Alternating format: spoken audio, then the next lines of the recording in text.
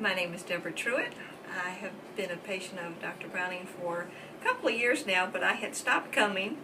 I started having hip problems. I started coming back, and now I can sleep all night long without my hip bothering me, and I'm back to my walking. I was not able to do my walking. I try to walk between 1 to 2 miles a day, and I am able to do that now. So I am very thankful, and it's such a difference. It's just awesome. It's no way to compare to what it was before.